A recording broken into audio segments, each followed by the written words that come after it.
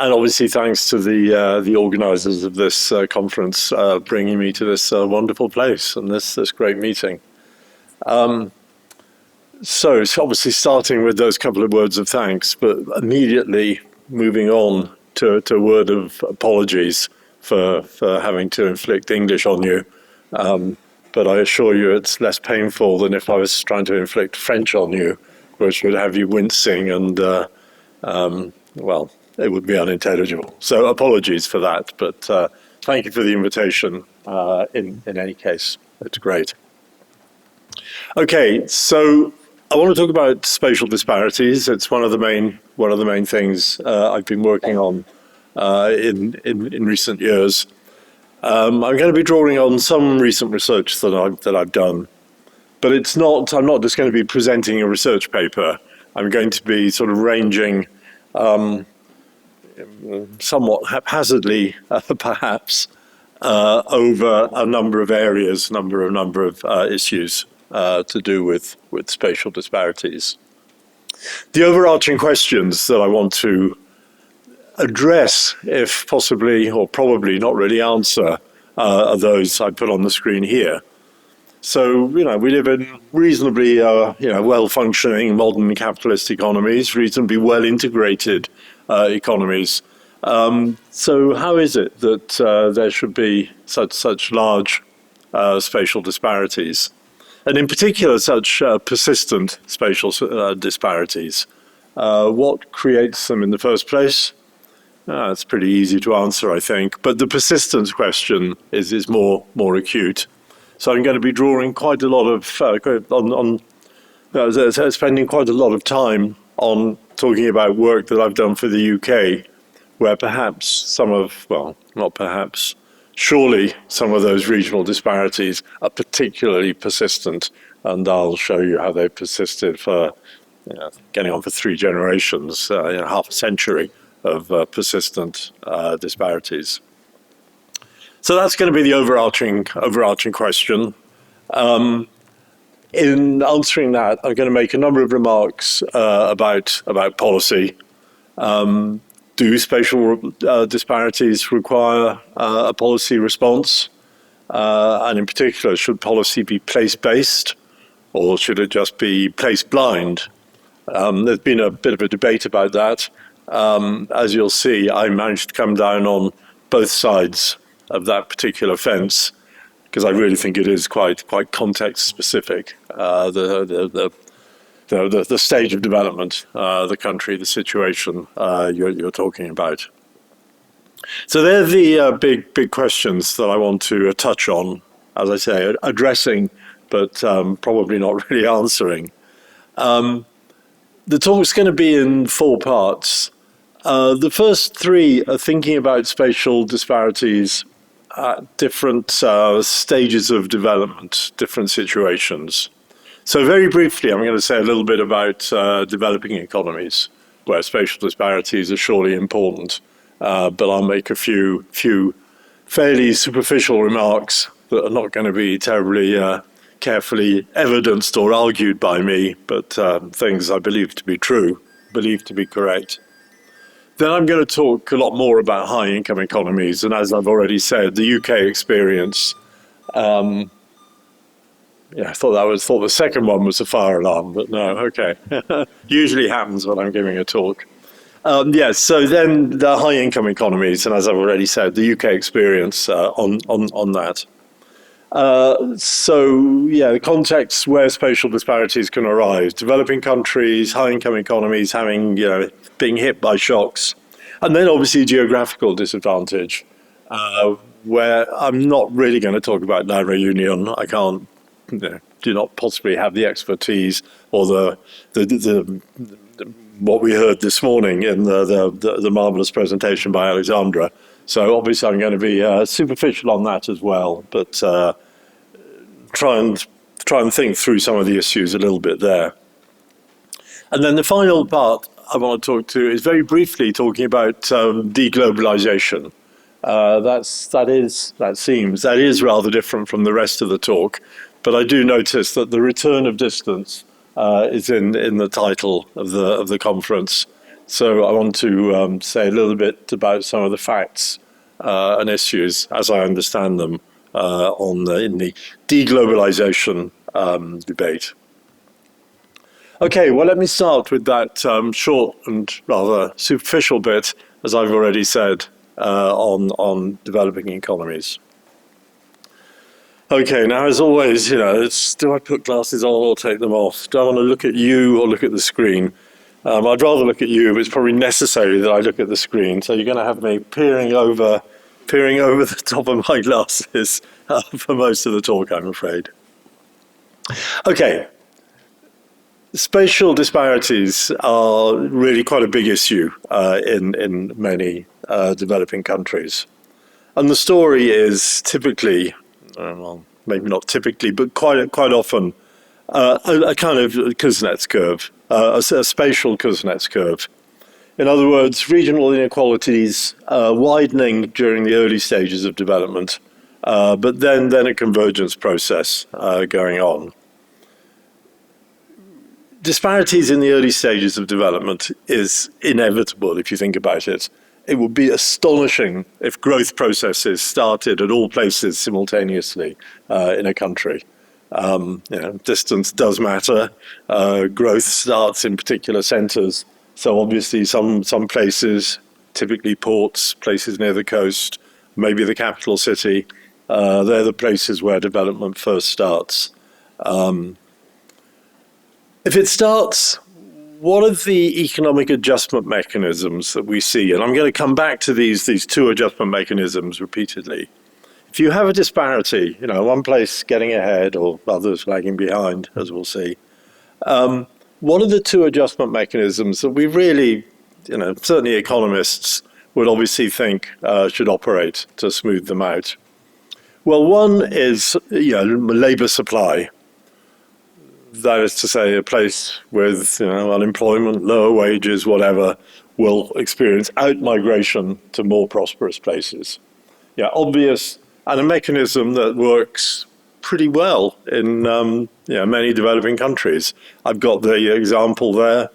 I mean, it's often in the context of urbanization, and 300 million people have moved from lagging regions essentially to cities, often further east on the coast in China over the last 20 or 30 years, about 30 years. So that's one mechanism that works. The other mechanism, and again, these are the two mechanisms I'm going to come back to, are on the labour demand side. To the extent that there are wage differentials, we would expect to see, I was going to say capital, I don't like talking about capital, we would expect to see firms choosing their location decisions such that they're moving towards lagging regions. So those are the adjustment mechanisms we expect to see. In developing countries, things start unevenly and do generally sort of spread in this Kuznets curve way. In that process, some regions surely get left behind, whether it's northern China, northern Argentina, or Western China. They're left behind for a long time and possibly depopulated and left behind forever. Does that require a policy response? Should we be doing place-based policy on these really severely lagging regions? I think my position on that, and I'm not going to evidence this in any detail whatsoever, but my position is essentially that those two adjustment mechanisms are working pretty well in most developing countries. If you think about it, obviously the whole settlement structure of the human settlement structure of the economy is changing, possibly with these huge migration flows. It's not set, it's changing, it's in flux. Population is moving, urbanization is taking place. So that mechanism is not saying it's working perfectly, but is operating. That's on the labour supply side, and on the labour demand side, obviously the structure of the economy is changing very fast. Urbanisation and growth of manufacturing, formal sector, whatever. So both those things are very, very flexible. And in this context, as in all contexts, spatial inequality is a very, very small component of total interpersonal inequality within a country. So this, to me, suggests policy, obviously, sure, but place blind. So it's infrastructure, health, education, growth policy overall. But concentrate your infrastructure on a lagging region because it's lagging a little bit behind, your really congested, booming areas. Doesn't make sense to me. So that was the thrust, largely, of the World Bank's World Development Report in 2009, which was one of the first reports to really get hold of some new economic geography thinking and try applying it to a policy context. So that's the first thing I wanted to say. Just the first context where spatial inequalities arise, but those two adjustment mechanisms are not working perfectly, and certainly some areas will be depopulated, but they're working. Let me move straight on to regional disparities in high-income countries, where the issue there is generally not one of the positive shocks triggering growth, as in a developing country, but negative shocks hitting established regions. So obviously, deindustrialization experiences in Europe and the US, the China shock, the impact of these trade and technology changes on places. Okay, so a naive economist would say, well, we've got two adjustment mechanisms, nothing to worry about. And indeed, labor was extremely mobile in the United States until about 25 years ago. As a young faculty member, the orthodoxy was a paper by Blanchard and Katz that said if a place in the US gets hit by a negative shock, 5 years later, the population will have gone down, but there won't be any unemployment, any wage difference. It'll all, people will have just moved. Obviously, that is no longer true in the US. Migration rates have gone down enormously. So let's think about these two mechanisms. Labor supply migration. Does that mechanism work? Well, there are pretty obvious set of reasons why it works imperfectly, and more importantly, selectively. Migration's costly. You're losing, financially, but obviously losing touch with networks. I think as importantly, the idea that you can just, migrate to the capital and immediately pick up the average wages that people are getting in the booming places is simply wrong. Because obviously, if you've started your career in a lagging region, in a problematic place, or indeed started your schooling, maybe you had low aspirations, maybe you didn't go to university. You've put yourself on a career track that rules out, getting the full, you can move, but you're still not going to get the full earnings of the city. So you're disadvantaged in that career track sense, and also in a financial sense. If you've can't afford housing, you've purchased an asset in the lagging region that hasn't appreciated as it has in the booming region. So migration's costly. Migration's selective, for those reasons. It's the young and the skilled. And an awful lot of people are left behind, and they suffer. Bad demographics, bad skill mix, loss of scale economies, possible public finance things cutting in, an erosion of the tax base.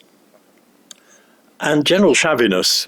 There's not much incentive to invest in new buildings or even building maintenance in a place that is lagging. So the migration mechanism is flawed. What about the job mobility, the labor demand? Won't jobs move in? Well, again, a mechanism that really isn't functioning very well for all the reasons that everyone in this room knows of already. All the agglomeration sorts of reasons. Essentially, firm location, in some sectors at least, is very, very sticky. And as I say, the usual agglomeration reasons. Firms don't want to move out of an existing ecosystem of suppliers, a pool of labor, access to capital, access to technology, knowledge sharing, all that usual stuff. And to me, that's the fundamental market failure that generates policy arguments. It's an externality. My decision to move or not to move has a bearing on your firm as well as mine. So it's the complementarities between those decisions that really screw up the labour demand relocation of firms mechanism. I think it's worth reflecting a little bit on how that stickiness varies across sectors, and I want to come back to this in the UK context. What sectors are most prone to cluster and to be difficult to move? Well, we all know the answer. It's knowledge intensive nowadays. It's high tech or creative or law. Knowledge intensive, skill intensive, quite high wage sectors. And obviously producing output that's quite highly tradable. Clustering involves probably having customers somewhere else. So if all production's in one place, it'd better be tradable as a necessary condition. And that's going to create a very, very different pattern in all sorts of ways from the way I guess we think clusters operated historically, where a lot of them were resource-based. So they were, resource-linked, probably fairly low-skilled. So they might have been sort of economically thriving, but not necessarily high-income places. So it's quite different from today's pattern. And fairly tradable. I mean, coal, steel, motor cars coming a bit further forwards in time. They're the sort of historical clusters, but they've been replaced by these ones where you have the stickiness, the cluster, and high income all compounding together. So quite different animal. Okay, so we know sort of outcomes here. Let me skim through this and then talk about sort of UK experience here. Obviously, if we put these things together, we've got the spatial equilibrium outcome of complementarities feeding on each other, the vicious circle, the low-level equilibrium. And just to emphasize points that I imagine most of you know, obviously this is a world with coordination failure, the agglomeration economies. So if the whole cluster moved, they might be better off. But there's the chicken and egg first mover problem. No one wants to leave the cluster foregoing the benefits and not being certain as to whether they'll be followed or not. So we've identified the market failure there. We know there's a case for policy. And really the market failure is the absence of a large agent to coordinate, to internalize the externalities in this cluster and unglue it from its base.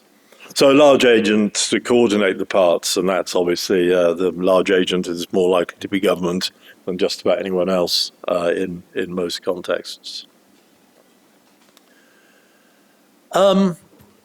Before I turn to thinking about UK experience with the things I've just been talking about, let me do a little bit of general equilibrium theory.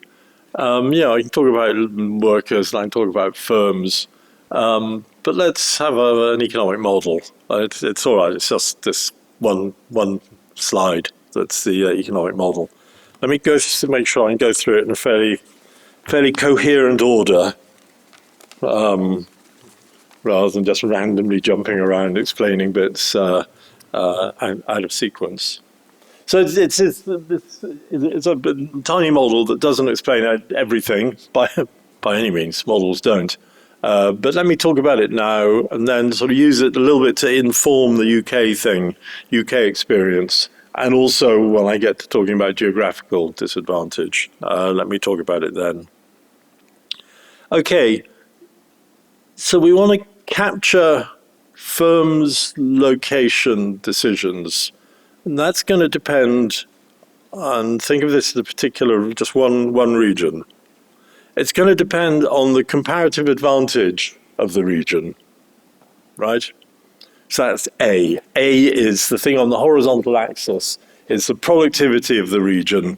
in different sectors, different things, right? The productivity in different things relative to the rest of the economy, okay? These location decisions are going to depend on Ricardian comparative advantage in that way. And also on tradability, distance, if you like. So that's on the vertical axis. So T is tradability. The wage rate is W. So the unit cost of production is W over A. That's making it as simple as possible. In other words, to produce 1 unit of output, you've got to pay a worker W. Let me say this right. If you employ 1 worker, you'll pay him W, but you'll pay him or her A units. Him or her will produce A units. That's productivity. Okay, so the cost of production is W over A, right? Yeah. P is the price of the thing in the world. WA over A is the cost of producing it here, the wage rate in the place and the productivity, which is product specific, okay? And T is the cost of shipping it. And let's make that multiplicative. So T equals 1 is free trade. T equals 2 is your shipping cost is equal to the cost of the product. It doubles the price, okay? All those little dots, or circles rather, think of those as particular goods or sectors, okay? So, down here, I mean, let's go, right, that one is, I don't know, sugar. La Réunion's got a big comparative advantage in sugar relative to Paris. Okay, so we're way out on the right, and it's fairly tradable. Well, I don't know if it is, but let's take that as an example. This one up here, that's haircuts, right?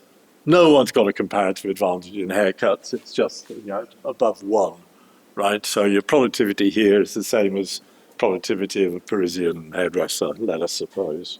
Okay, one down here is motor vehicles, right? La Réunion does not have a productivity advantage in producing motor vehicles, and they're moderately expensive to ship. I don't know. So all those dots are completely context specific, right? It's the productivity in La Réunion of a particular commodity and the shipping costs of that commodity on a particular geography. Although I'm going to want to stretch that axis later on when we talk about La Réunion. But let me just set up this device. How does the wage get determined? Well, each of these dots, right, if you're producing it, you'll be producing it at some scale and will yielding some value of output.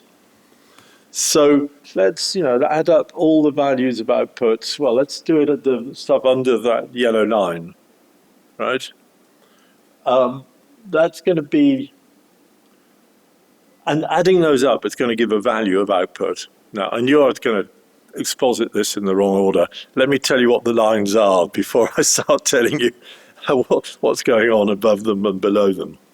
The yellow line is, below the yellow line, you're exporting things, right? Above it, you're not.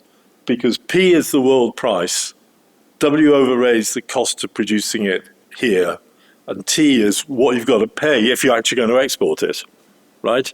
So the break even is where P, the world price, equals your cost times the cost of shipping it. So you're just at the margin of exporting. If you're below, you're more efficient, so you're exporting, that's fine. So here, you're not. Okay, on the other side, WA over A is the cost of producing it here, P is the world price. But that world price, for imports, are paying the shipping cost. So I've multiplied P by T, right? And that generates, those two equations generate those two lines, right? So under here, you're exporting. Over here, you're importing. Up here is non-traded stuff. You're producing it, but it's only for domestic consumption, right? There, it's for domestic consumption and exports, both, okay? Right, what was I saying? The value of all the stuff there had better equal the value of all the stuff here, right? That's balance of payments balance, right? So your income from the rest of France equals what you're spending on stuff from the rest of France and the rest of the world. So I haven't got any transfers in here. You know, I could put a huge lump here, which is sort of transfer from the French government, but let's not go there.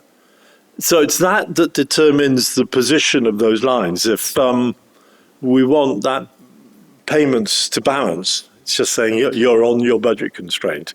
So W is determined such that the value of all the stuff under here equals the value of all the stuff under there. Okay? So, for example, suppose that you were running a deficit. So the value under here was greater than the value under there, right? In that case, wages would have to fall. So these lines would rotate anti-clockwise, right? W falling, those lines would rotate anti-clockwise. So you'd be, wages would be falling. As wages fall, you'd cut your imports, or some of these products would switch from being imported to domestically produced, right? And you'd increase your exports. Some of these products would switch from being produced but not exported to being exported. So think of those lines as rotating and moving a little bit, such that you're on that balance, okay? So what I want to do is use that diagram a little bit later to explore the effects of losing comparative advantage in some things and seeing what happens to wages. What else do I want to say about that? There are other bits of language here. Non-traded stuff I've called ubiquitous. Ubiquitous in the sense that it's produced everywhere, right? Everywhere has hairdressers, everywhere has care homes and hospitals and schools and things, right? The things down here I've called sparse. So they're things that are produced in some places, not everywhere, okay? And a necessary condition for that is that they're tradable, okay? If they're consumers everywhere, right? So they're, you know, these are motor cars that are only produced in a few places, right? Bananas that are only produced in a few places. So they might be sparse and produced by you, or sparse and produced by someone else. So sparsity and tradability I'm going to use almost synonymously, but not completely. Okay. Let's run through the UK economy now. I'm going to come back to that diagram. Let's run through it. So we've got this basic sort of theory of adjustment mechanisms that's failing, a little general equilibrium model for, you know, commodities doing things. Let's run through it. The UK had massive deindustrialization in the 1970s. 1970s were even worse than the 2020s. I won't go through item by item, but yeah, massive inflation, overvalued exchange rate, 2.5 million jobs gone. Fact one. Fact two, those shocks were enormously persistent. So what I've got on this figure, the male employment rate, MER, is a good indicator of the extent, or changes in that, of the extent to which the place was hit. So on the horizontal axis, you've got changes in the male employment rate. The dots are places now, local authority districts in the UK. So some of these places had, 10 percentage point cuts, reductions in male employment rate. That's in the period 71 to 81. This is the change 71 to 2011. So it's adding an extra 30 years. And what do you see? Essentially a 45-degree line, which is to say this place, the one with the arrow, had a 10% hit in the 1970s. And how much of it had recovered by 2011? None of it, right? It was still 10 percentage points down. So that 45-degree line says massive persistence. How am I doing on time? I'm going very slowly. Right. Okay. So fact one, persistence. Fact two, labour mobility. How is that working in the UK? Well, all those selection stories were operating with real force. Let me just talk about one quaint, cute fact here. The selectivity in migration, right? Now, Grimsby is a grim town on the northeast coast of England, right? If you look in London, let's just take 27-year-olds for the sake of argument, right? 35% of people who are now 27 born in London have a degree, but 45% of 27-year-olds working in London. So London's importing degree holders. Grimsby, the reverse numbers. So there's massively selective migration going on. So the migration mechanism was not good. What about the labour demand side? Well, I've given you a story where there's sparse products and ubiquitous products, tradable ones and non-tradable ones. What are those sectors? Intuitively, I think we know what they are, but let's actually compute them for the UK. So here, there's a lot of sectors, 260, but grouped into these groups, right? So what is the most tradable, the most sparse, right? And think of this as, sparse clustering. Surprise, surprise, it's finance, then mining and quarrying. That's sparse, but for obvious resource-based reasons. Information and communication, transport, storage, professional, scientific, and odds and sods of manufacturing. And the most ubiquitous, health, social work, retail, trade, construction, public administration, right? So we've got this nice dichotomy between ubiquitous, non-tradables, all these sectors, and the finance that is sparse and clustered. So what? Where am I headed here? So we've got sparse sectors. I want to know whether a place has a sparsity bias or not. That is to say, whether its production structure is biased towards sparse sectors. Does it just have hairdressers and, healthcare? Or does it have finance or professional services or something like that? Okay? So we can compute a sparsity bias index, which is a measure for each place, each of the local authority districts, of the structure of its production, but the structure of production as given by this sparsity measure, right? So what? Does that determine wages?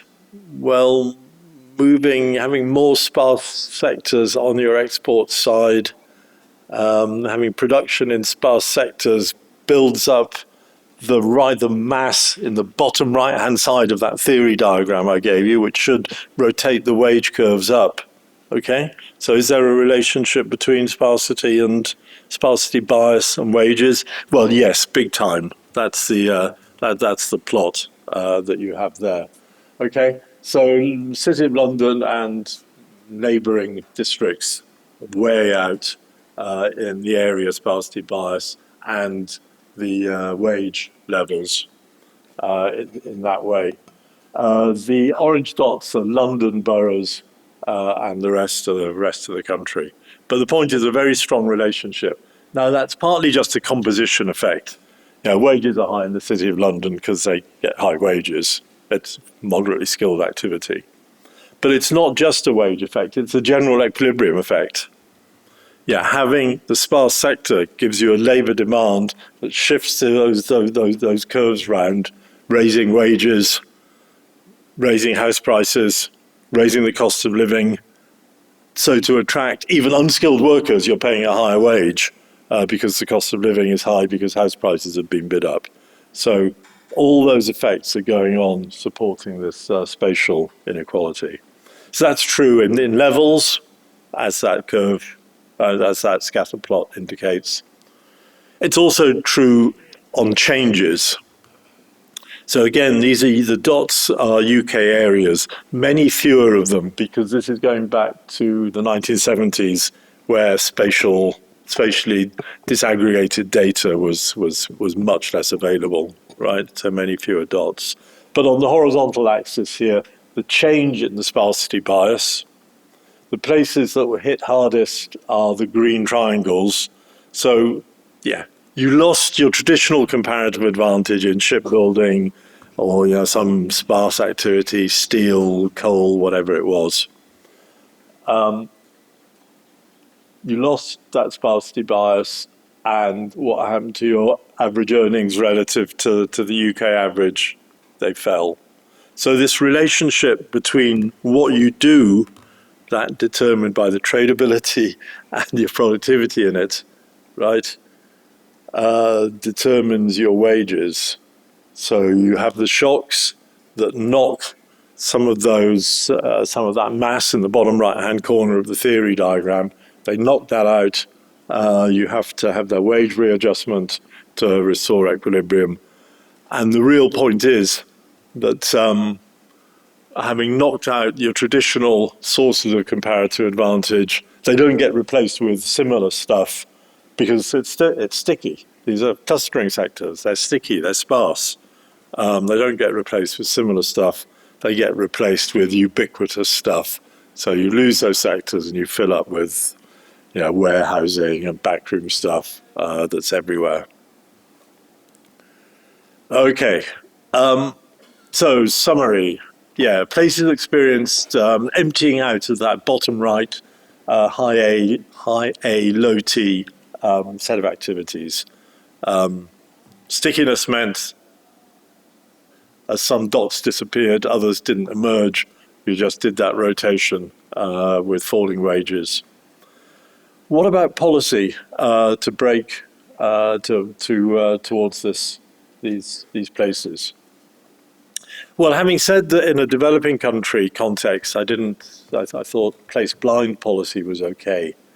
Here, there's a clear market failure and clear, deep, embedded spatial problem in these affected areas. So yes, I am very much in favor of place-based policy. But an important distinction to make, I think, is marginal policy, which, let's just build a roundabout or improve a road or do little things, which is fine, but is not going to shift you out of this trap you're stuck in. Or transformative policy, where you really do a lot of things at once. There are some nice city turnaround case studies that have been done by the Blavatnik School in Oxford,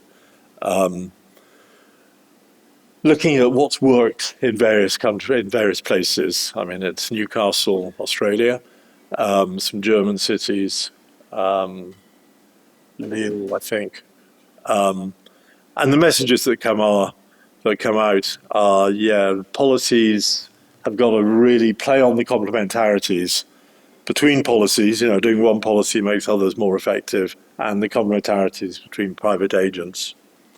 You've got to have lots of them. You've got to do them to scale. You've got to keep them up through time. You've got to involve locals, have real local buy-in. But of course, doing that's expensive. So you've got some very, very difficult political choices. Where do you do these things? If you do it everywhere, it's not going to work. You've got to pick places to target and try and turn around. You might say that need is the criterion. I think I'd actually say that probability of success is the criterion. You do it where you think it might work rather than where there's wishful thinking. Okay, 7 or 8 minutes? Yeah, still have time. When do we start? Good, okay, right. So, spatial disparities in high-income countries, negative shocks that are persistent. You get locked in, you lose stuff.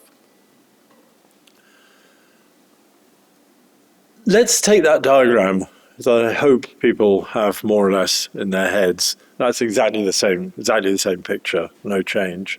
And now think about a small peripheral economy. Now, as I said at the beginning, there's no way I'm going to try and talk about La Réunion in an informed way.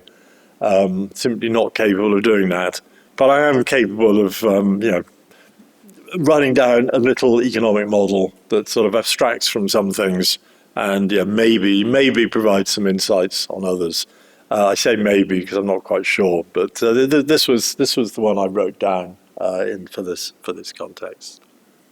So that's the same figure as last time, but what do we think is, how would we redraw that for La Réunion? Well, a simple answer is, I guess, is shift all the points upwards, right? So rescale the t-axis. Transport costs are high. So think of lifting all those points. And doing something else, actually. When you look at exporting, I had this distinction between exporting to the world, where trade costs are, commodities where trade costs are really low, you export to the world. Where they're sort of medium, you export them to a neighboring town or city, right? So for La Réunion, we shift everything up, but we actually completely cross out the local ones because there are no local places, right? You don't have London to Oxford. It's a long way. So think of shifting all those up, and then what happens to wages? Well, we've got to ask what happens to the math. The value of output under here, value of output under here, as we lose that one, right there, lose those, okay?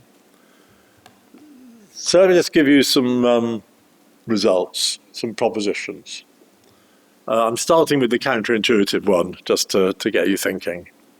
So proposition one, let's take a peripheral place. So we've shifted all the T's up.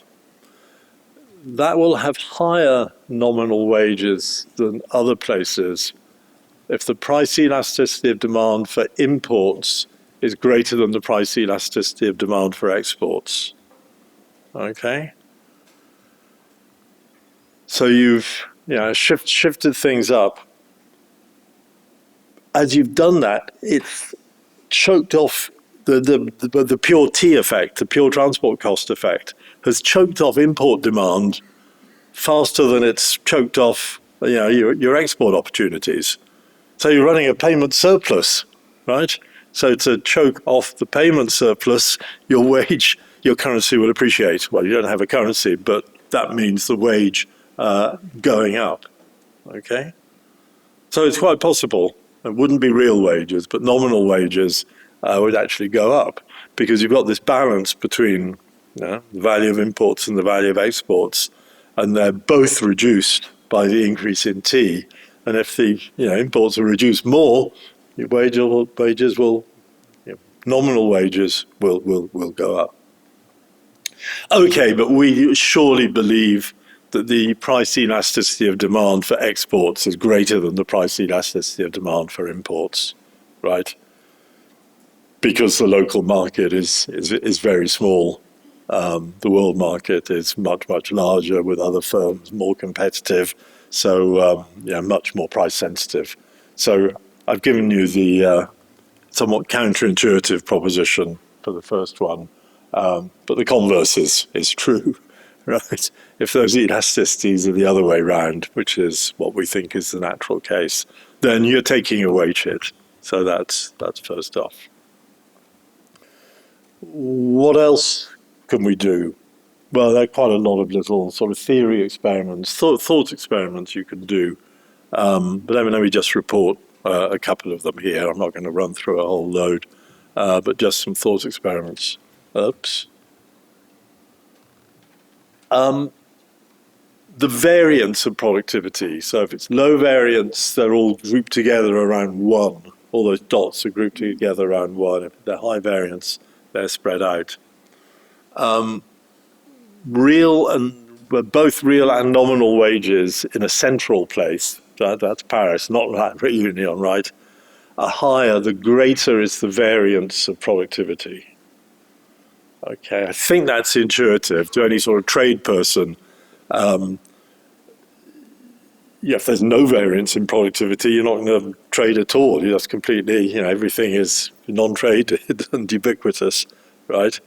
But as you increase the variance, so you start importing stuff and using, getting money for your exports in the things you're good at, and it's Ricardian advantage, comparative advantage, cutting in. So that's true. The opposite is true, or at least not always necessarily, but for the couple of examples I looked at, the opposite is true in a peripheral place. Real and nominal wages in a peripheral place are lower the greater is the variance in productivity. I think the intuition on that is really the asymmetry in these curves. And that's not that asymmetry is an arithmetic fact from the example. It's not just the way I've drawn them. So as you lift things up, right, you lose a greater proportion of these than you do of those, because this has got the tail going up there, okay? So that's not a very intuitive intuition, but I persuaded myself that that was the reason why that seems to come out. Proposition 3, what about covariance between productivity and trade costs? So let's think of a peripheral place and a case where there's a positive covariance between A and T.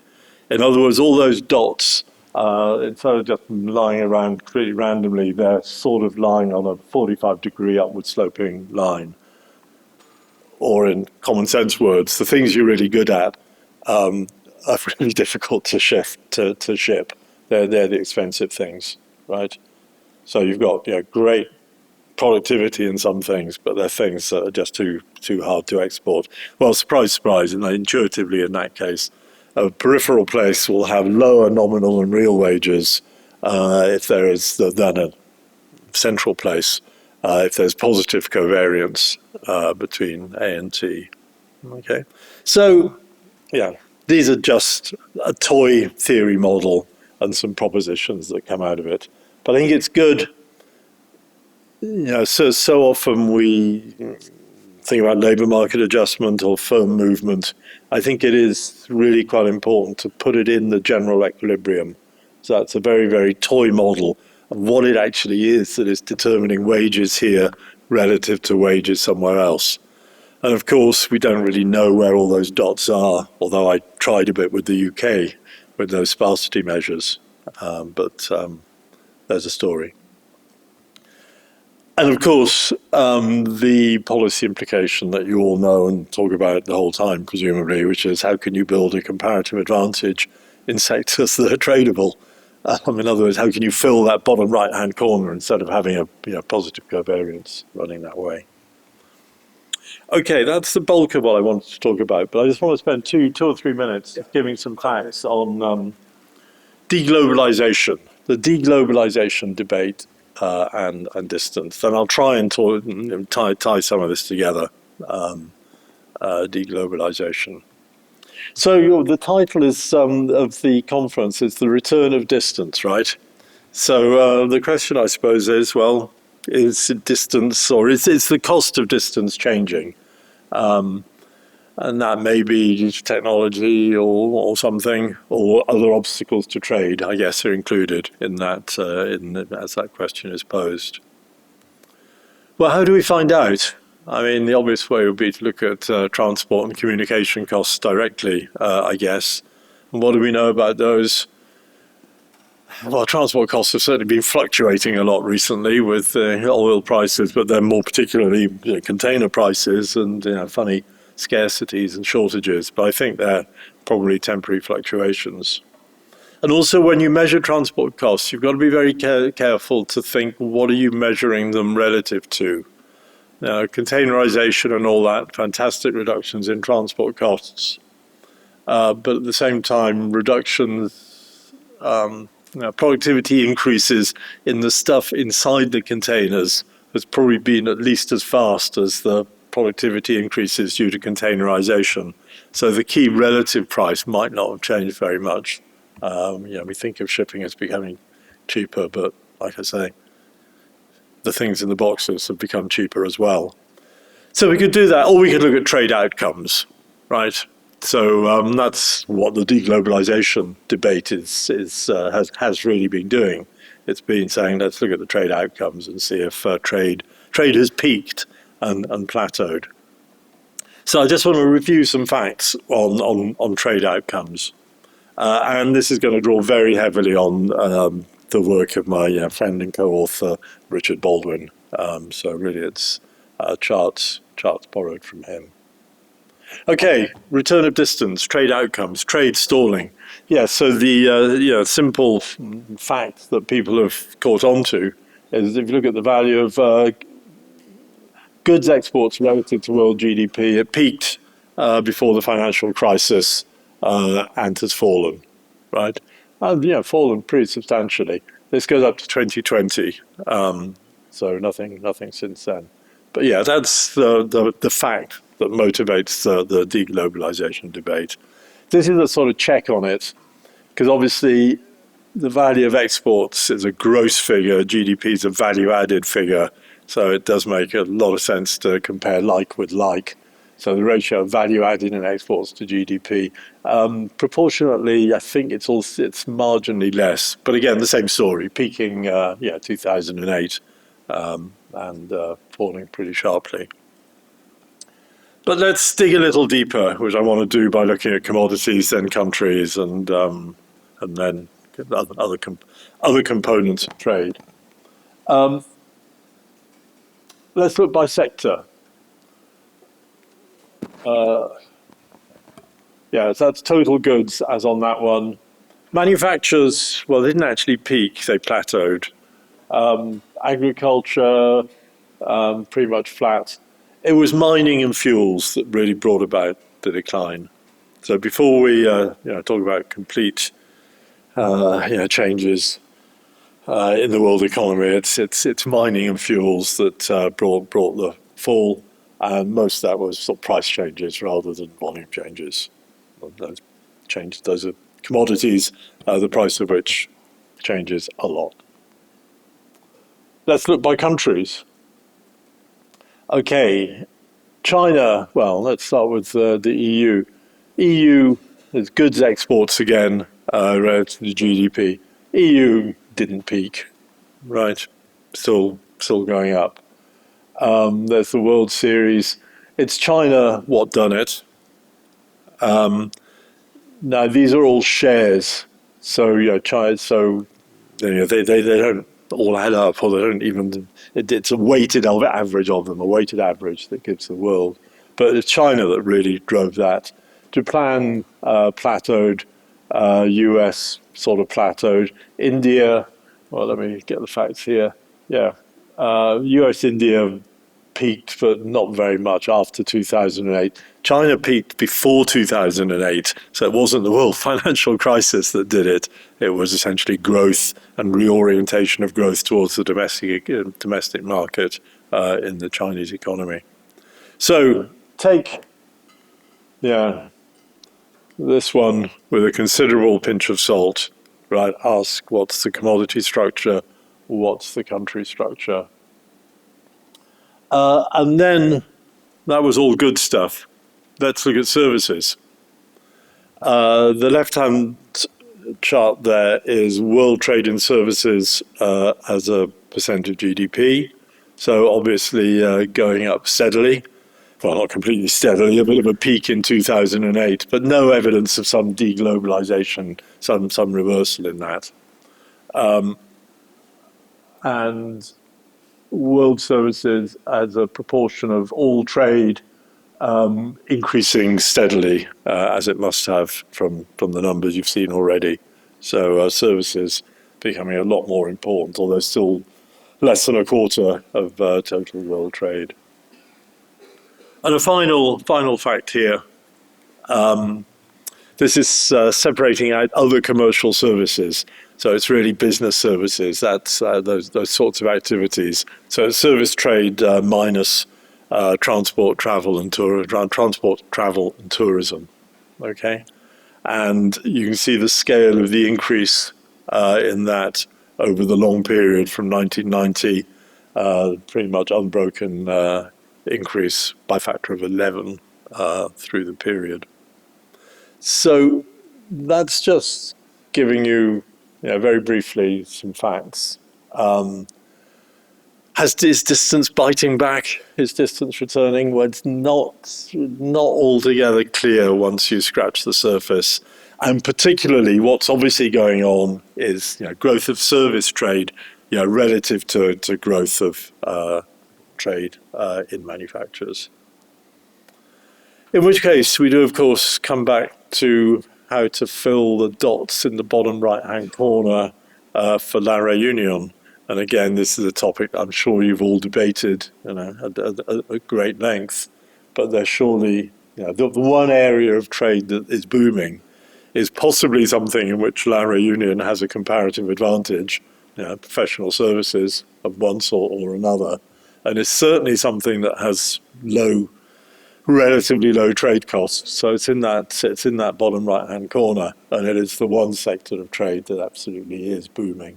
So hopefully distance will not come back to bite la réunion in a vicious way.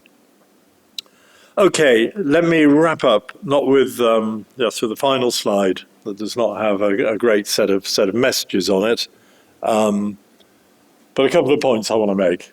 Yeah, distance surely matters at all scales.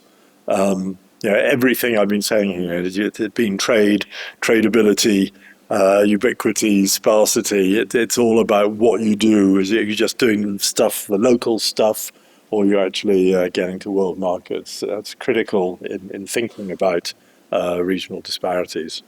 And of course, distance also matters at the much more local level, within cities, getting to work and all that. Okay, maybe a bit less important if people are working from home, but it still matters. It's still there. Distance matters. To make progress on all this stuff, we've really got to understand the location decisions of workers, and I think above all of firms. So, where are those dots? Can la réunion get a dot in the bottom right-hand corner? What is it? What does it take to get a firm to establish in a particular place? How sticky are different sectors? That whole set of issues. And once that's understood, we can really make progress on the complementarities, cumulative causation, low-level spatial equilibrium, and all that. On the policy side, I've managed to say both that policy should be place-blind and place-based. I think it's enormously context-specific. We have to think about the market failures, whether those adjustment mechanisms are working, whether location is fluid, or whether you're locked in to long-established patterns. And then, as I said, as soon as we do think about place-based policy, a lot of place-based policy has failed badly. And I have on occasions argued that it's counterproductive. Because if I've got this story that what you need to do is get the sparse, the tradable stuff, not the backroom stuff or the healthcare, then what has regional policy done? Well, it's had a primary concern of reducing unemployment fast. And the easiest way to do that is get some of those ubiquitous sectors to move in. So you just move, one of the sort of marginal ubiquitous things, from Paris to Lille or from London to Grimsby or something.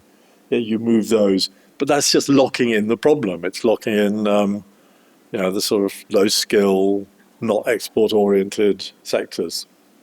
Now, does that mean it's been completely counterproductive? Possibly not. But it's really important to make a distinction, to think, if the problem is that you're in a low-level equilibrium trap, getting out of it requires a very hard kick. It requires thinking about transformative policy. So that's agenda of doing lots of things in a complementary way, for the duration and with proper local input, really important. I hate it when presenters, academic presenters end up saying we need more research. But actually on this one, I don't understand firms' location decisions. What firms really think when they're taking investment decisions, and in particular location decisions, really understanding what motivates that. So much as I hate it, I'm going to end saying, keep researching, and we need more research. Okay, thank you.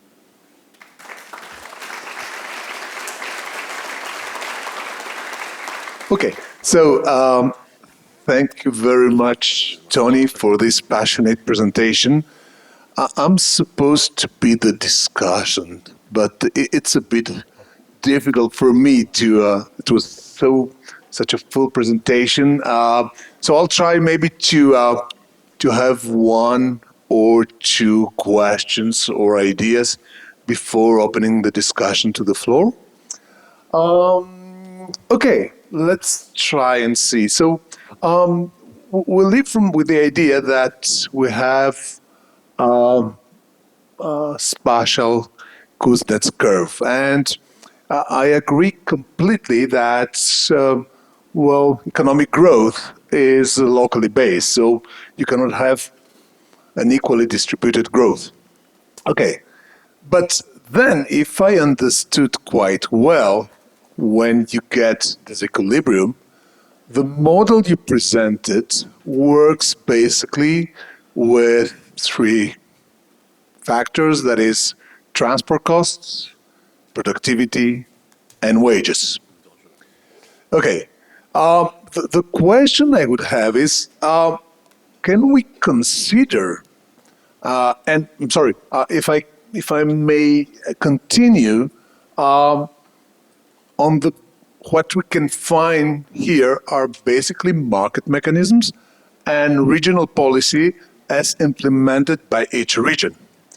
Now, the question is, can we introduce in this larger policies? For example, let's take the example of Europe.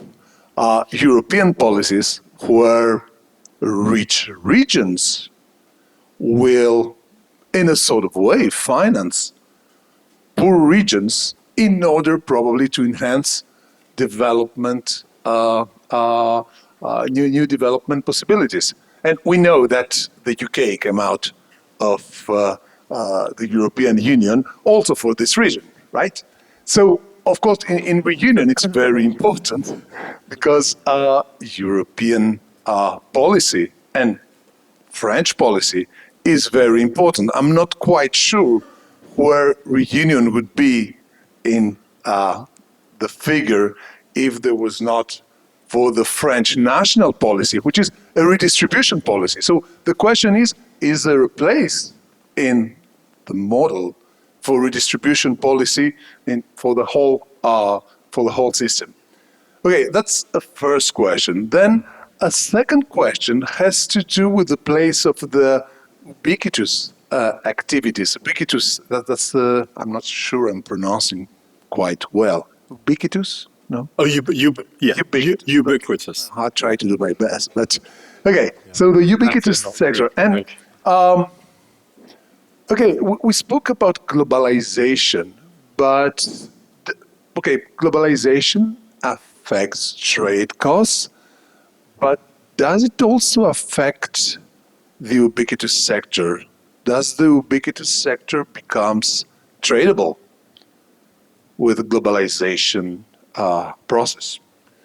We can start with that, and then we can open the discussion to the floor.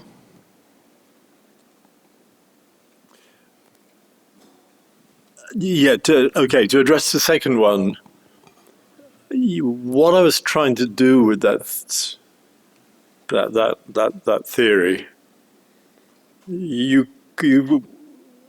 I could have done the general equilibrium, just saying, there are exports and imports, and some sort of aggregate, and there's an elasticity of demand, and off we go, and sort of one line. But I do think it useful to think about the composition of what you produce, so the individual sectors, right? So rather than just having an aggregate of exports saying exports are the sum of this sector, that sector, that sector, that sector, and the margin, the things that are export or ubiquitous, is endogenous, right? So, yeah, globalization does affect, in this story, absolutely, changing T moves, well, that stretches the vertical axis or compresses it, so moves those things across. So yeah, globalization is very much, the model is set up to capture that.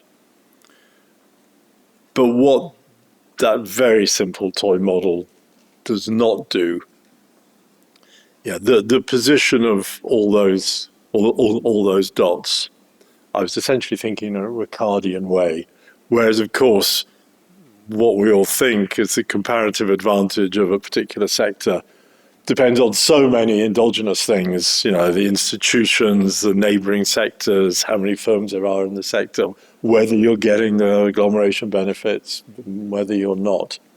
So in a sense, what policy should be doing is trying to move those dots, right? Saying, or create, the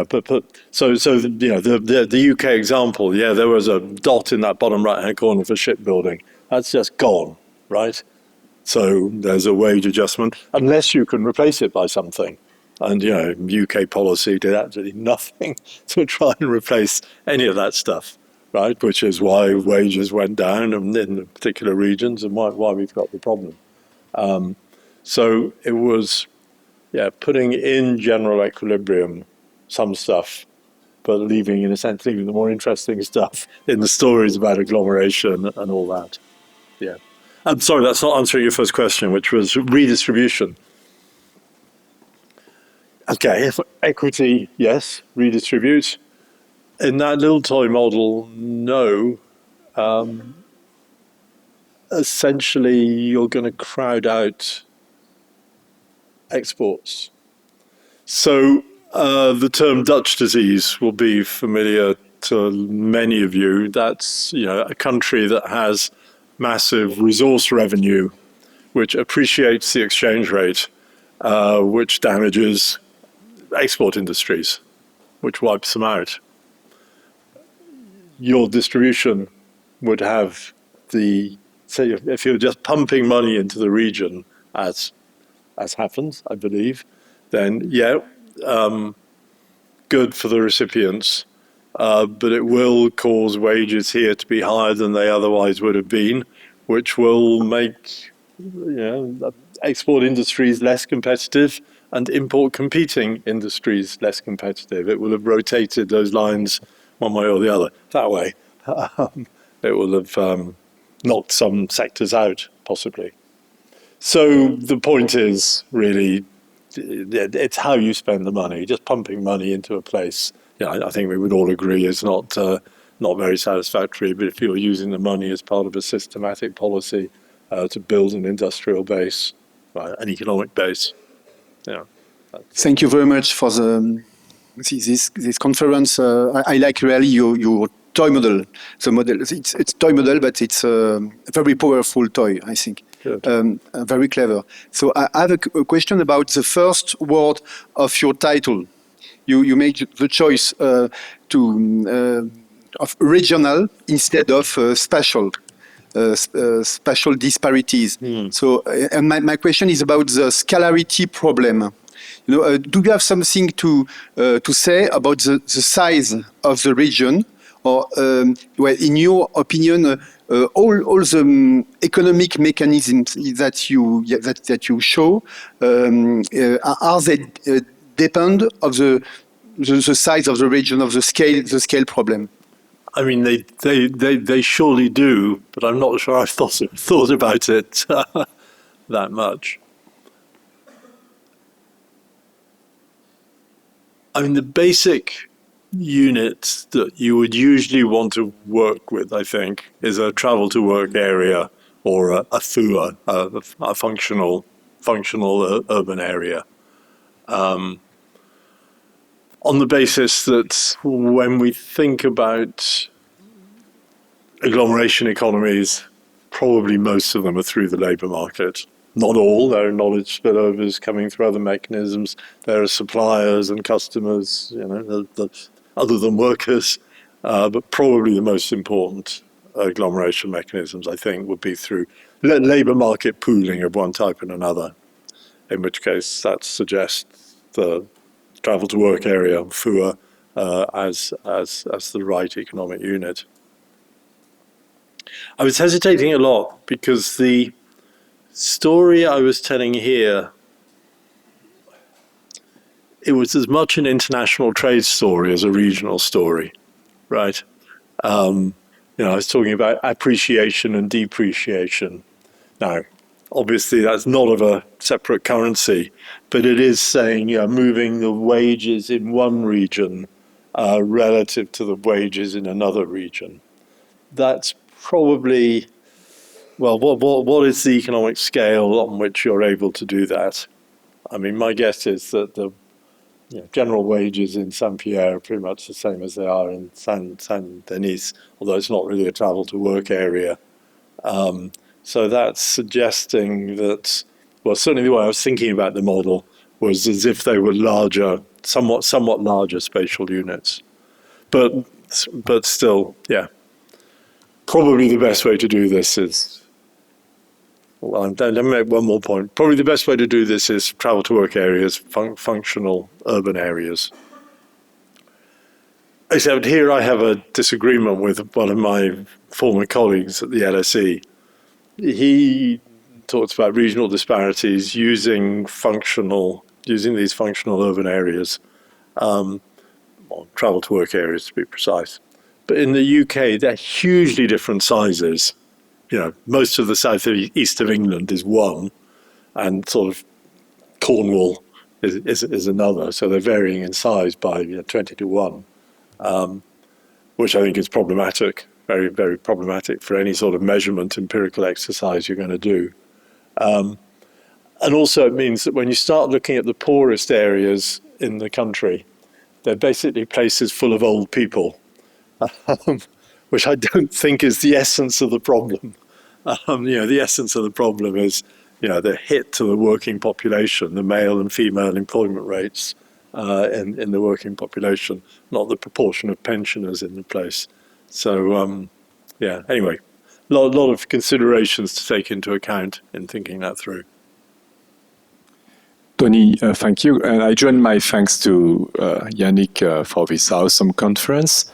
Like Michel said, your model involves 3 variables: price, wages, and trade cost.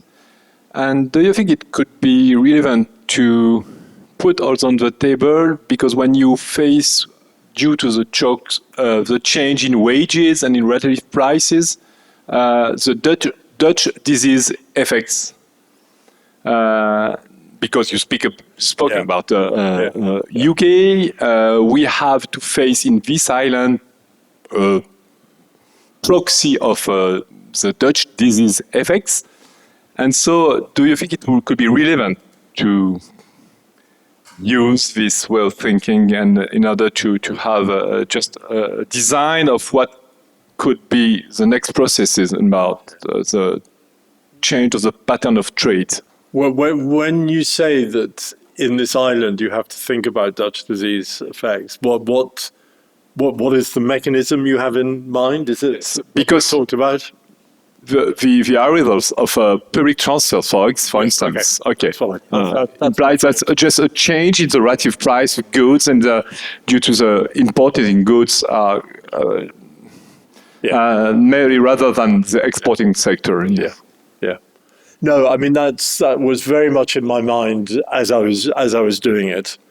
As I say, you've got to add up all these sources of export revenue, and from the one area and the import costs on the other, and clearly that transfer is another source of export revenue that would rotate the curves one way or the other, rotate them down, and possibly knock out other export activities. So yeah, that's very much in there. I mean, as I was thinking through the model, there are other bits that surely should be there, which are conceptually quite easy, but would have meant I'd have made even more of a mess of trying to explain it. Intermediate goods, intermediate inputs, right? There were no intermediate inputs there. It's conceptually very easy to do, but not for this sort of talk. That surely should have been there.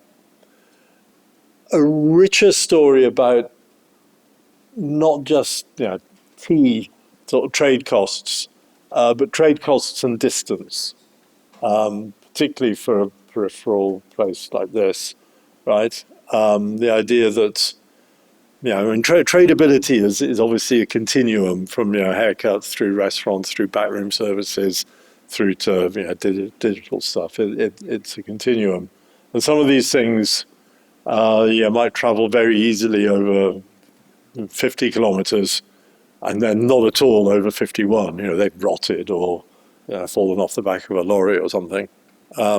So there's more dimensions to tradability, but that would have been a three-dimensional diagram that you really didn't want to see. So lots of other extensions, whether they're worth pursuing, because what it's not capturing is where those dots are, right? It's saying, you can knock them out of one region into another, but all the agglomeration stuff is, can you move them?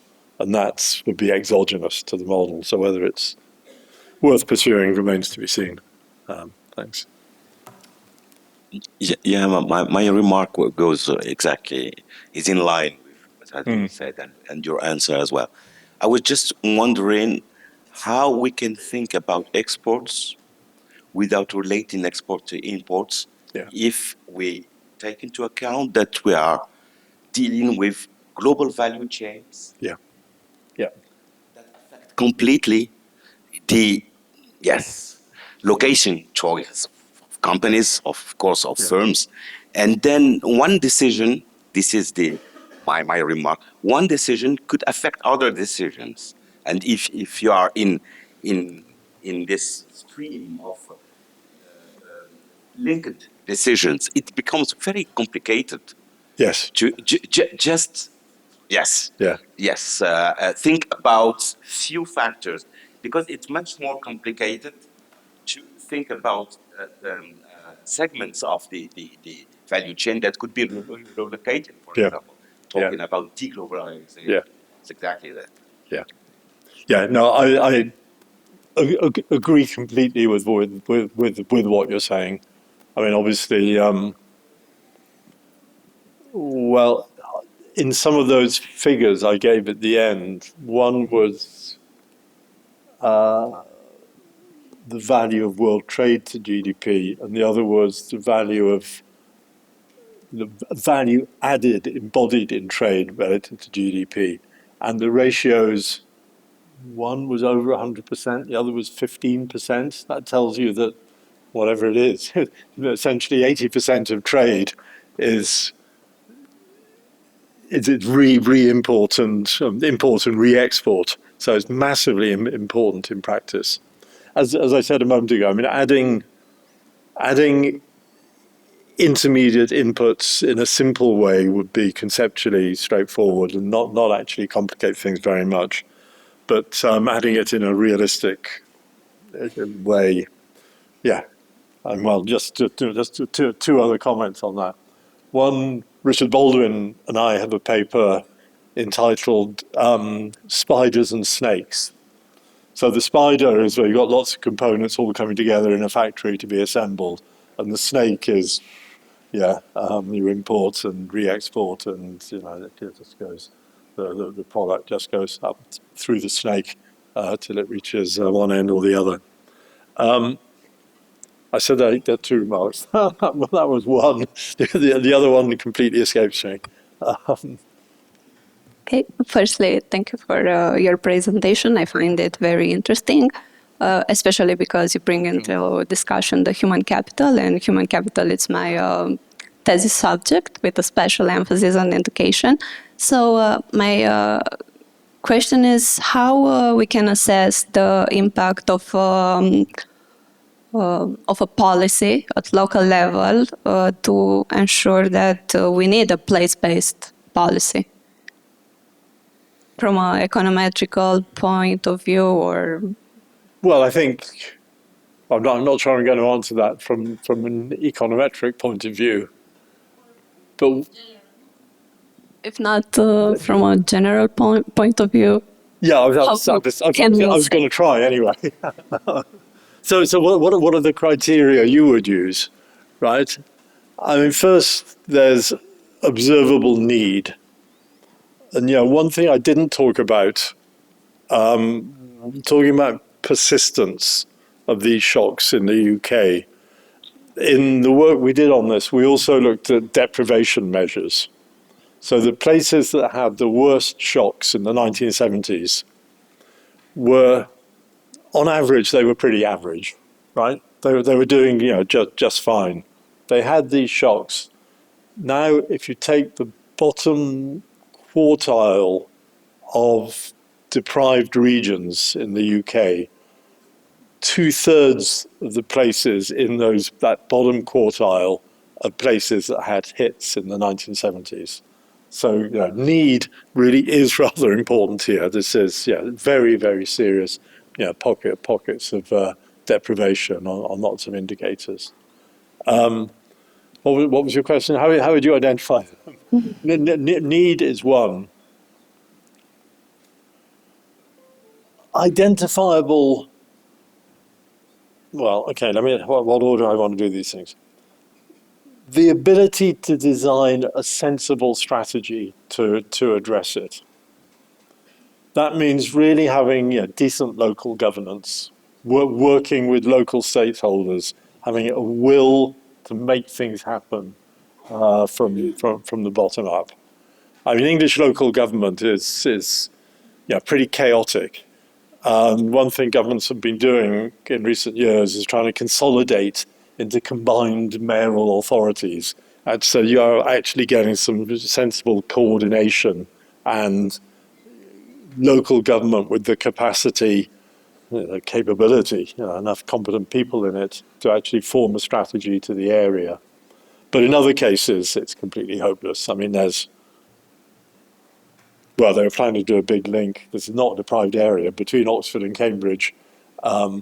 That they've been talking about for years, and it hasn't happened. And one reason it hasn't happened is that 26 local authorities have to agree on exactly what happens for a sort of 70-kilometre railway line to be built. I mean, it's just completely pathetic. So, but anyway, that's digressing. But just having this local competence. And then recognizing that some places have a better chance of succeeding than others. And I suppose this is partly where geography, physical geography comes back in. I mean, maybe some places are just no-hopers, maybe because the local government is bad, or maybe because they're too remote. And there's, if you're going to do big, expensive policies, it's very, and selective ones, you probably want to do them by saying, this is a pilot, right? Sorry, all you guys, you haven't had this policy yet, but that's okay because we're only piloting it. Well, piloting means doing it really seriously in a place where it's likely to succeed. You're likely to be able to show some benefits. So really, just trying to make assessments of where you think it's going to work. So geography, governance, industrial structure, skill base, all these things. There's absolutely no skill base of any sort. You've got a problem. So there's a lot of lists of criteria you can look at, but very difficult political decision if you're being selective. So you also about distant matters, and maybe for example, just wanted to have your advice about. Let's come back to Indian Ocean, and we have place-based policies. We have to face two islands who have to face the same distance, the same trade coast, Mauritius and Reunion Island. And I think that for one, I asked to Sébastien the difference, but we have choose place blind and place based. For Mauritius, transformative choices have been relevant. For Reunion Island, marginal choices have been always relevant, maybe because and Reunion Island has always managed to adapt and to choose to accept this kind of equilibrium, like you said. But for Mauritius, the needs to change was always put on the table. Yeah, it's interesting to hear you say that. I don't know. Well, I know very little about Mauritius, and probably slightly more than I know about Réunion. So I can't do a detailed comparison, but I can tell a couple of stories. In 1962, the British government, I think it was, commissioned a report on the future of Mauritius.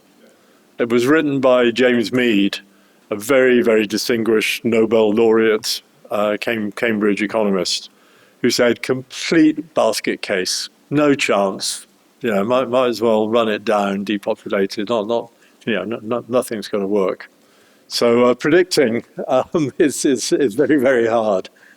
He clearly got it wrong.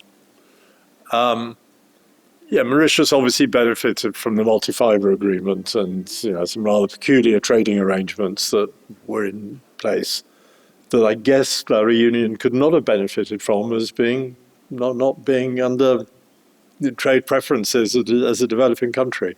So there were those very particular circumstances of Mauritius. And then I suppose, just to sort of finish the story, I don't know anything about the governance of Mauritius, except that I visited there once because the London School of Economics had a very strong alumni group, and one of former president of Mauritius was an NSE graduate. So clearly that was the secret to their governance and the wisdom they showed. Okay. Annie, thank you very much for being with us today. Thank you very much for this presentation. Un grand merci à tous. Je vous propose d'applaudir à Anthony Venables.